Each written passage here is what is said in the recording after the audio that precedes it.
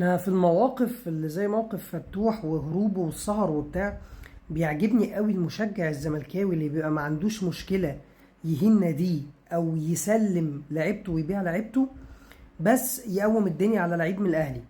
فدلوقتي كلهم بيتكلموا عن ان هو الاول قال لك امام، فطبعا حسوا ان شكله مهبل، ان ده الراجل بيعمل اعاده تاهيل وبيعمل علاج طبيعي، فامام مش في المعسكر ولا حتى بيتدرب عشان نقول طب ما هو المفروض يصحى بدري. مفيش اي حاجه، حد بيروح يعمل علاج طبيعي، فاهم؟ ميعاد الجلسه بقى 4 5 6 7 8 بالليل. خد يومين اجازه، راح حضر الحفله ورجع يكمل اعاده تاهيل. فراح داخل لك في حته ايه؟ مهما كان برضو دي حفلة وفيها عري وشرب ولد فتوح بتاع شرب، اخص عليك. مش فتوح ده بتاع القتل الخطأ، شدة وتزول يا ابن الأصول. فتوح أبو قلب أبيض ده في الصورة، وقتل خطأ، واحنا اللي طلعنا عليه السمعة دي عشان نختال اللاعب معنويا زي ما حصل من أحمد رفعت. ما ترجع لبوستاتك والشعارات دي ونفسية اللعيبة.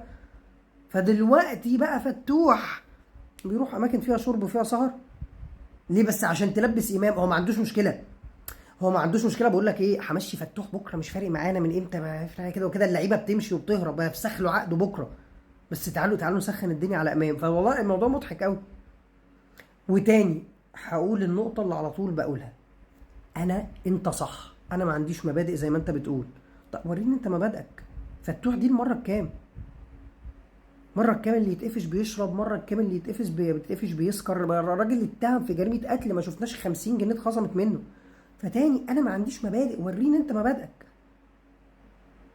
فيجي دلوقتي يقول لك لا ما احنا وقعنا عليه غرامه بعد المره الكام؟